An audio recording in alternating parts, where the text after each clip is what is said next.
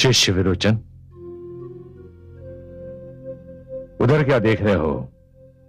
जिधर सूर्य अस्त हो चुका है, उस दिशा की ओर देखो जिधर से नया सूर्य निकलने वाला है। डूबता सूर्य हमारे किस काम का? गुरुदेव, मैं उस ओर इसलिए देख रहा था कि जिस प्रकार आकाश का सूर्य अस्त हो चुका है, उसी प्रकार मेरे सौभाग्य का सूर्य भी अस्त हो चुका है। यदि कन्या के न मिलने से असुरलोक के महान युवराज के सौभाग्य का सूर्य अस्त हो सकता है, तब तो ये समझ लेना चाहिए कि समस्त असुरलोक के भविष्य का सूर्यास्त हो गया।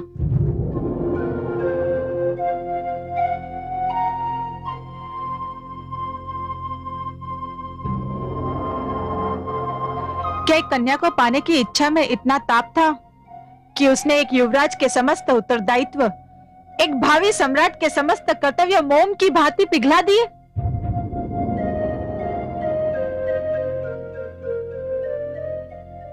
मुझसे इतने ऊंचे स्वर में बात करने का साहस आज तक किसी कन्या ने नहीं किया। और मैंने जिस युवराज को आदर्श माना था, उसके साहस का स्वर इतना नीचा भी हो सकता है? कौन हो तुम? ये दानवराज तारकासुर के महामंत्री विशालाक्ष की सुपुत्री विशालाक्षी है शिष्य।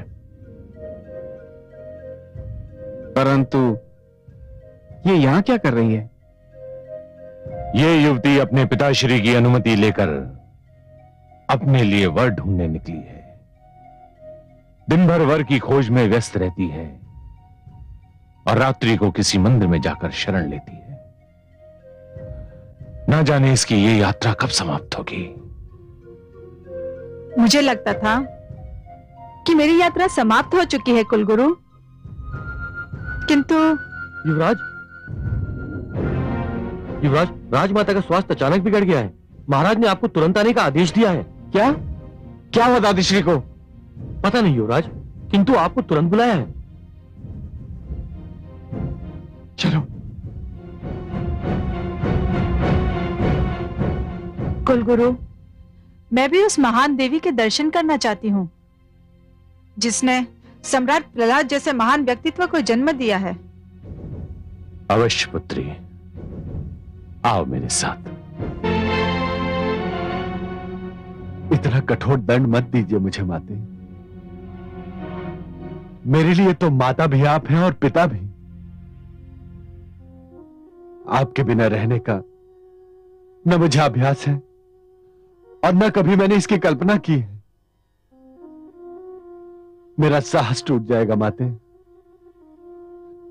मैं टूट जाऊंगा माते।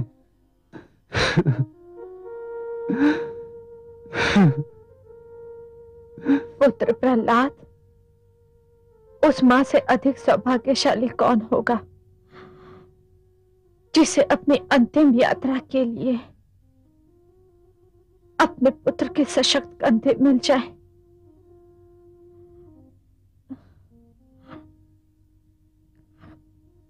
पौत्र विरोचन कहाँ है? दादीश्री, दादीश्री, ये क्या हो गया दादीश्री? पौत्र।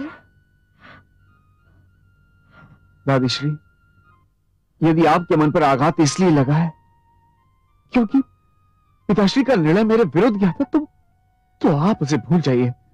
दादीश्री, हम सब अपने सिर पर आपकी स्नेह छाया देखना चाहते हैं। नहीं पौत्र, सारे सपने साकार हो चुके हैं। बस एक खटक मन में लेकर जा रही हूं। आदेश दीजिए माते, क्या खटक रह गई आपके मन में माते? बस एक इच्छा अधूरी रह गई। पौत्र विरोचन मेरे ही जीवन में राजा बन जाता, परंतु जीवन की हर इच्छा पूरी तो नहीं हो पाती। आपकी ये इच्छा अवश्य पूर्ण होगी माते। मैंने स्वयं संन्यास लेने का निर्णय कर लिया था। मैं आपको बताने ही वाला था कि आपका स्वास्थ्य बिगड़ गया। पिताश्री, ये इन सब बातों का समय नहीं है। नहीं पुत्र, यही समय है, यही उचित समय है। अब ये कार्य अभी होगा, इसी समय होगा। आप बहुत उचित समय पर आ गए गुरुदेव। यह कार्य अभी संपन्न होना है। दासी,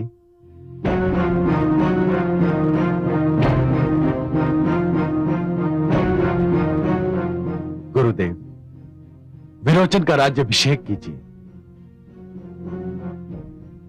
पुत्र विरोचन,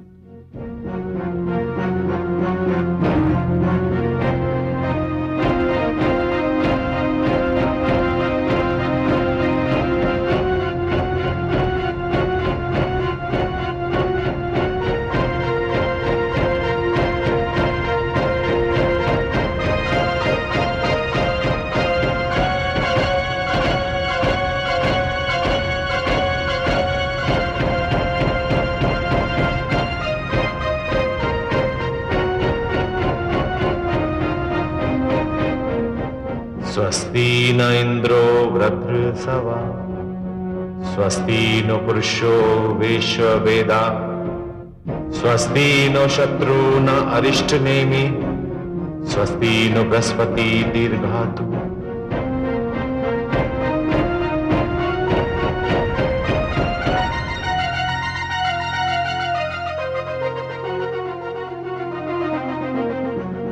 आयुष्मान भव।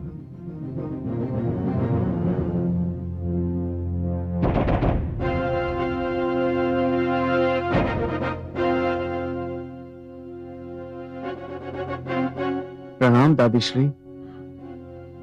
यशस्वी हो पौत्र। मुझे एक वचन दे पौत्र। आदेश दीजिए। तू आजीवन अविवाहित रहने का संकल्प नहीं करेगा।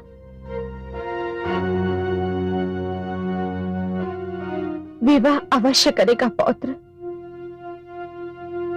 हमारा वंश चलाएगा।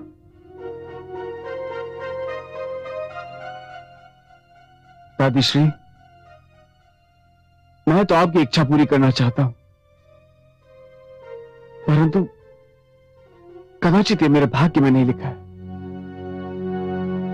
अपने व्यवहार के कारण मैं दीपावली के योग्य नहीं रहा, और लगता है आज भी भाग्य ने यह अवसर मुझसे छीन लिया। नहीं युवराज,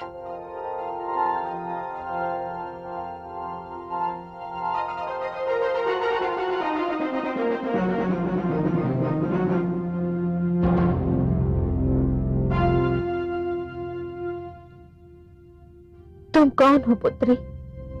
मैं दानवराज तारकासुर के महामंत्री विशालाक्ष की पुत्री विशालाक्षी हूँ। हे महादेवी, मैं अपने लिए वर ढूंढने निकली थी। मैंने युवराज विरोचन को देखा तो मुझे लगा कि मुझे और भटकना नहीं पड़ेगा। मैं आपसे निवेदन करती हूँ कि यदि आप मुझे युवराज के योग्य समझें तो मैं उनसे विवाह के लिए तैयार हूँ। परंतु मेरे पास इतना समय नहीं है पुत्री। यदि आप अनुमति दें तो मैं अभी इसी समय युवराज से गंधर्व विवाह कर सकती हूँ। चुक चुक जियो पुत्री। तुमने मेरी अंतिम यात्रा सरल कर दी। मेरी सारी इच्छाएं पूरी हो गई।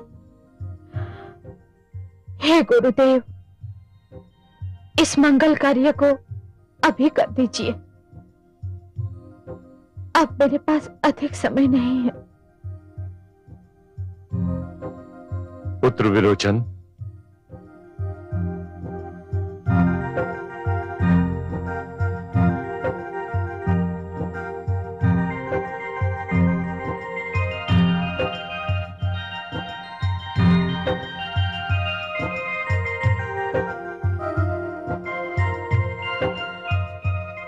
मैं चंद्रमा, नक्षत्र, वायु और दीप शिखा को साक्षी बनाकर युवराज विरोचन और सुकन्या विशालाक्षी को वर वधू घोषित करता हूं।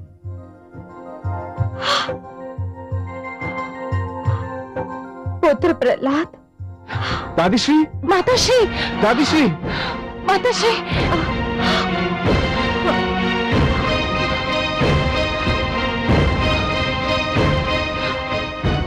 अब मुझे विदा करो मेरे लाडलो।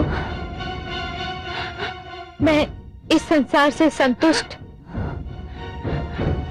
और सुखी होकर जा रही हूं। तुम में से कोई भी यदि मेरी मृत्यु पर रोया तो मेरी आत्मा को दुख देगा। ये बहुत भाग्यशाली दिन था। आज मेरे मन की सारी इच्छाएं पूरी हो गई। मैं अपने कुल को मंगलमय वातावरण में छोड़कर जा रही हूं और मुझे अपने जाने का कोई दुख नहीं।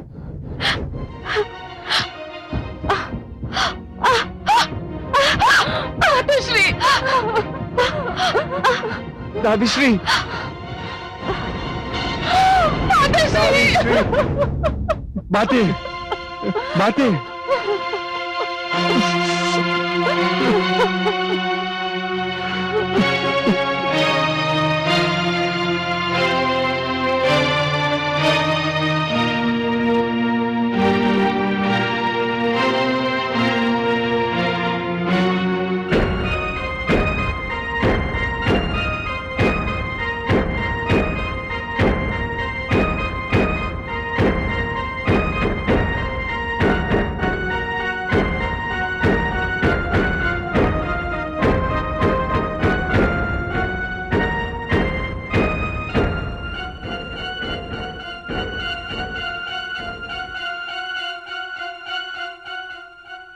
यशस्वी भव।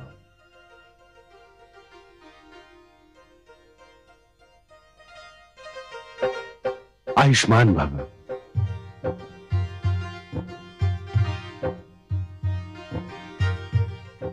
सुखी रहो। तेजस्वी भव पुत्र। आओ।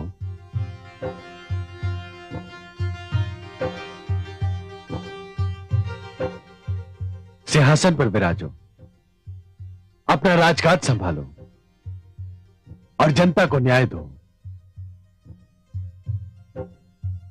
पिताश्री, मैं आपसे अब भी यही विनती करता हूं कि आप अपना निर्णय बदल दें। असुरलोक को आपकी आवश्यकता है, मुझे आपकी आवश्यकता है और प्रजा भी यही चाहती है। पिताश्री, आपके होते हुए मैं स्वयं को इस सिंहासन के योग्य नहीं समझता। योग्यता तब तक सिद्ध नहीं की जा सकती जब तक उत्तरदायित्व की चुनौती स्वीकार न की जाए। पुत्र, हर पीढ़ी का कर्तव्य है कि वे नई पीढ़ी को आगे आने और अपनी योग्यता दिखाने का अवसर दे।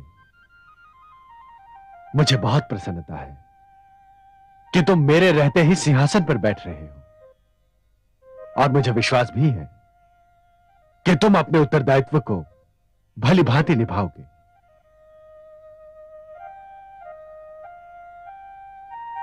हे सामंतगणों, हे असुरलोक के वासियों,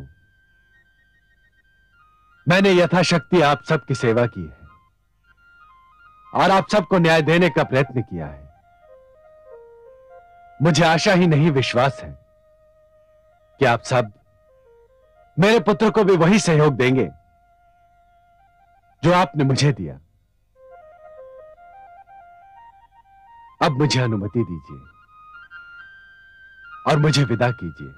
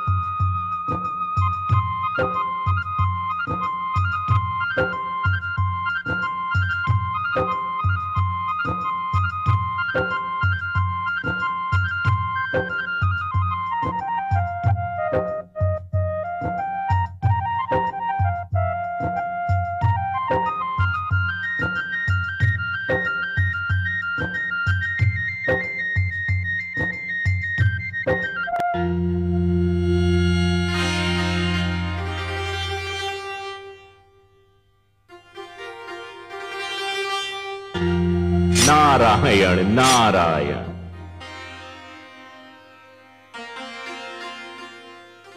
आज बड़ी प्रसन्न दिखाई दे रही हैं माते। हाँ देवर्षि, मेरा पुत्र प्रहलाद कितना महान है। ऐसे महान भक्त और महान त्यागी को सारा संसार कभी भी भुला न पाएगा। जो उसने आज किया वो सदा के लिए एक उदाहरण बनकर रह जाएगा। आपका संकेत किस महानता की ओर है माते? देवर्षि, सत्ता और सिंहासन कौन छोड़ता है? पुत्र हर पल ये आस लगाए रखता है कि उसके पिता का अंत हो जाए और सत्ता उसके हाथ आ जाए, और पिता हर पल पुत्र की ओर संदेह से देखता है कि कहीं उसका पुत्र उससे उसकी सत्ता छीन न ले। किंतु मेरे पुत्र प्रहलाद ने स्वयं अपने सिर से मुकुट उतारकर अपने पुत्र को सत्तारूढ़ किया है। मेरा पुत्र चाहता तो कई वर्ष तक राज कर सकता था। उसकी भुजाओं में बल था, उसकी विचार शक्ति तब भी प्रबल थी, और उसकी प्रजा तब भी उस पर अपने प्राण न्यौछावर करती थी। फिर भी उसे राज्य का मोह नहीं था। ये भक्ति का प्रभाव था, विवेक का प्रमाण था माते।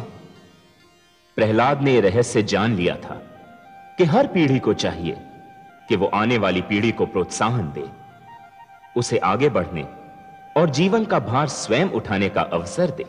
मेरे पुत्र का जीवन तो तप और त्याग का एक जीता जागता उदाहरण है। असत्य पर सत्य की विजय की कथा तो उसी से आरंभ होती है और उसी पर उसका अंत होता है। कहीं तो मैं आपसे सहमत नहीं हूं माते।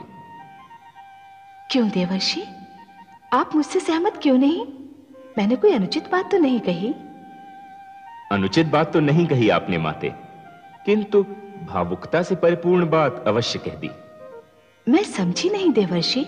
इसे भले ही कोई विडंबना कहे, किंतु ब्रह्मांड में सत्य और असत्य, धर्म और अधर्म, इनका जन्म तो एक साथ ही हुआ है, और इनका अंत भी तभी होगा माते जब पूरे ब्रह्मांड का अंत हो जाएगा। और जब तक ब्रह्मांड का अंत नहीं होता तब तक सत्य और असत्य, धर्म और अधर्म, इनका संघर्ष तो चलता ही रहेगा माते। यदि ऐसा न हो तो महानता और हीनता की परीक्षा कैसे हो? माते, सत्य तो यह है कि यदि असत्य न हो तो सत्य की महानता का ज्ञान कैसे हो? अधर्म न हो तो धर्म की पवित्रता का पता कैसे चले? यह युद्ध तो सदा से चलता रहा है माते, और चलता ही रहेगा। तो क्या असत्य कभी सत्य से नहीं हारेगा? हारेगा माते, अवश्य हारेगा।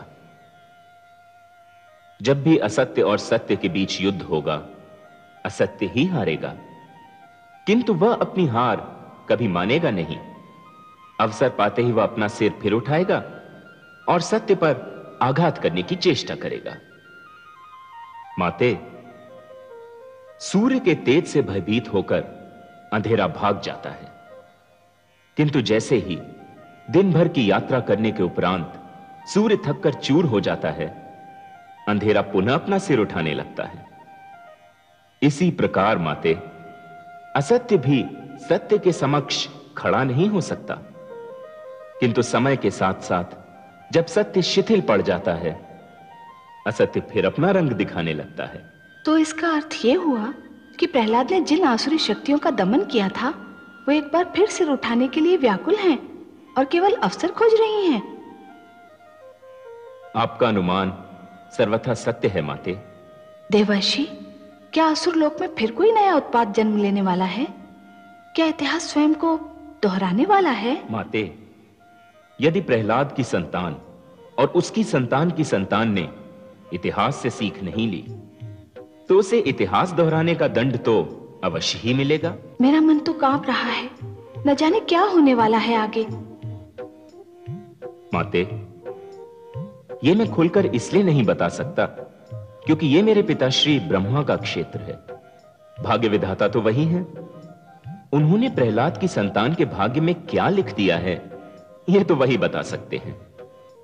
मेरा कार्य तो सृष्टि की रक्षा के लिए अपने नारायण का संदेश घर घर में पहुंचाना है। माते, ये न भूलिए कि दैत्य गुरु शुक्राचार्य अब भी उन्हीं के बीच हैं। उनके अपमान के घाव ऊपर से दब तो गए हैं, किंतु अंदर से भरे नहीं हैं। माते, जब भी अहंकार की पुरवाई चलती है, उनके घावों में टीस फिर से उठने लगती है।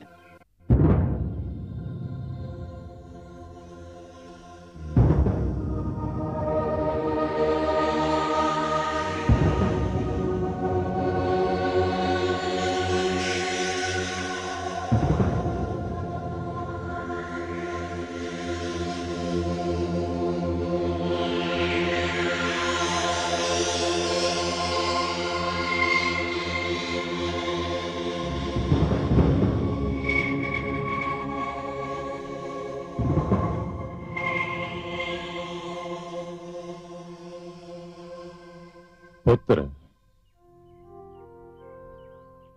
पिताश्री आप?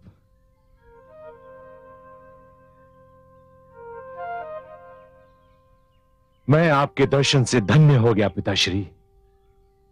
विश्वास कीजिए, कई दिनों से इच्छा हो रही थी कि मैं स्वयं चलकर आपके चरणों में शीश नवाऊं, परंतु अवसर नहीं मिला, यही ना? मैं जानता हूं पुत्र, महाराज प्रहलाद के संन्यास पर जाने के उपरांत तुम्हारे दायित्व का बोझ बढ़ चुका है। हां पिताश्री, यह सत्य है। मेरा शिष्य विरोचन मार्गदर्शन के लिए मुझ पर आश्रित रहता है और मैं भी उस पर अपने पुत्र जैसा स्नेह रखता हूं। परंतु पिताश्री, मैं जानता हूं कि विश्व में आपसे बड़ा ज्योतिषाचार्य और कोई नहीं, इसलिए मुझे शंका हो रही है कि आपका यहां पधारने का कारण अपने पुत्र से भेंट करना नहीं। आप अवश्य मुझे किसी संकट से सचेत करने आए हैं। तुम्हारा अनुमान ठीक है पुत्र। मेरा ज्ञान कह रहा है कि तुम्हारे शिष्य के सिर पर, जिसे तुम अपने पुत्र की भांति चाहते हो, एक विकट समय मंडरा रहा है। विकट समय? हां पुत्र, उसके प्राणों को संकट है। ये आप क्या कह रहे हैं पिताश्री? ये मैं नहीं कह रहा हूं पुत्र, ये तुम्हारे शिष्य विरोचन के नक्षत्र कह रहे हैं। उसका लगन कह रहा है, उसकी राशि कह रही है। उसके सारे नक्षत्र कुछ इस तरह से एकत्रित हुए हैं कि उसकी अचानक और अकाल मृत्यु की संभावना प्रबल दिखाई देने लगी है। विरोचन मुझे बहुत प्रिय है पिताश्री, बहुत प्रिय। मैं कोई भी मूल्य चुकाकर उसके प्राण बचाना चाहूंगा, और आपको मेरी सहायता करनी होगी। क्या इस अचानक और अकाल मृत्यु से बचने का कोई उपाय नहीं है? यदि है तो बताइए, मैं स्वयं उसका पालन करूंगा। यदि उपाय न होता पुत्र, तो मैं केवल यह बताने इतनी दूर न चला आता कि तुम्हारा शिष्य काल के मुख में समाने वाला है। उपाय है पुत्र, उपाय है, किंतु इस उपाय का पालन तुम्हें नहीं, स्वयं सम्राट विरोचन को करना होगा। आप मुझे वो उपाय बताएं पिताश्री, मैं अपने शिष्य से उसका पालन करवाऊंगा। उसे हिम्मत में रहकर साधना करनी होगी। हिम्मत में साधना? हां पुत्र, उसे हिमालय जाकर गर्दन तक हिम में गड़कर 10 वर्ष तक तपस्या करनी होगी, और 10 वर्ष के पश्चात जब षष्ठी के दिन उसकी तपस्या का अंत होगा, तभी उसके प्राणों का संकट भी टलेगा। कर पाएगा वो ये कठोर तप? क्यों नहीं कर पाएगा पिताश्री? मैं उसे इस तपस्या के लिए तैयार करूंगा। बहुत कठिन है यह तपस्या पुत्र, बहुत कठिन है। परंतु मेरे शिष्य के लिए बहुत सरल है। क्योंकि इस प्रकार की तपस्या का अभ्यास उसके रक्त में खुला हुआ है। उसके दादा श्री हिरण्यकश्यपु ने भी ऐसी ही कठिन तपस्या की थी। तो फिर एक बात और जान लो पुत्र, ऐसे कार्य में तनिक भी विलंब नहीं होना चाहिए। इस घड़ी और इस तपस्या के बीच कोई और कार्य, कोई और विचार इस तपस्या के प्रभाव को दुर्बल कर सकता है। मैं इसी क्षण शिष्य विरोचन के पास जाता हूं। आभार पिताश्री, मुझ पर और मेरे पुत्र समान शिष्य पर कृपा करने के लिए कोटि कोटि धन्यवाद। मैं तुम्हें और तुम्हारे शिष्य को दीर्घायु होने का आशीर्वाद देता हूं, परंतु तुम्हें उसे अभी हिमालय भेजना होगा। जो आज्ञा पिताश्री।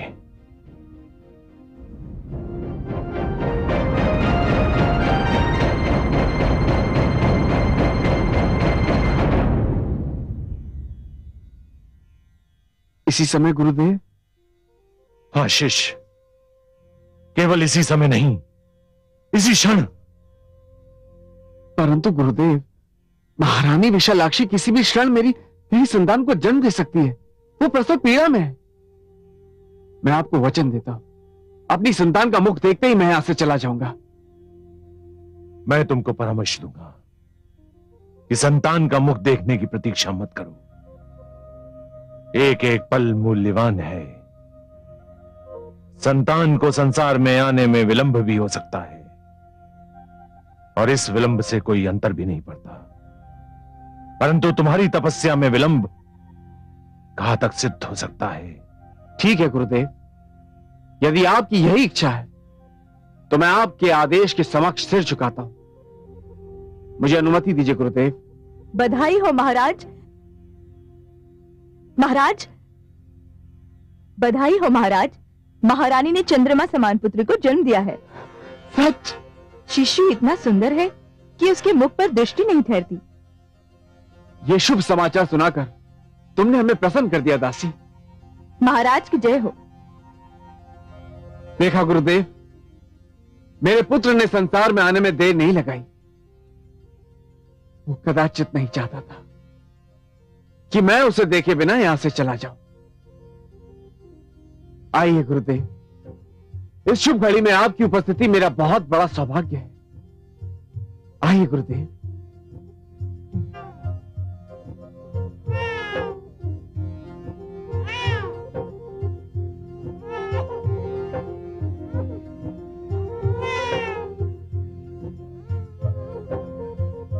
महारानी, महाराज और कुलगुरु पधार रहे हैं।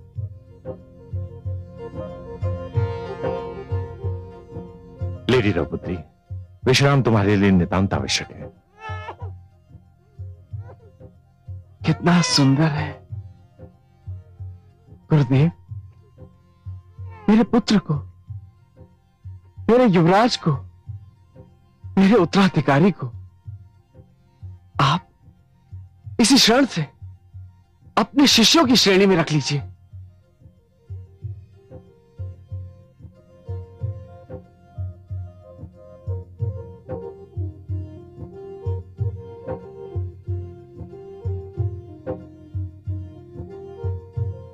मैं इसका गुरु बनना स्वीकार करता हूं। तो फिर अपने नवजात शिष्य को कोई सुंदर सा नाम भी दे दीजिए गुरुदेव। इसका नाम तो मैंने इसके जन्म लेने से पहले ही सोच लिया था। यह नन्हा सा शिशु एक नए युग का निर्माता होगा, एक नई परंपरा का जन्मदाता, एक नए इतिहास का रचयिता होगा। मैंने इसका नाम सोचा है। इसका नाम हो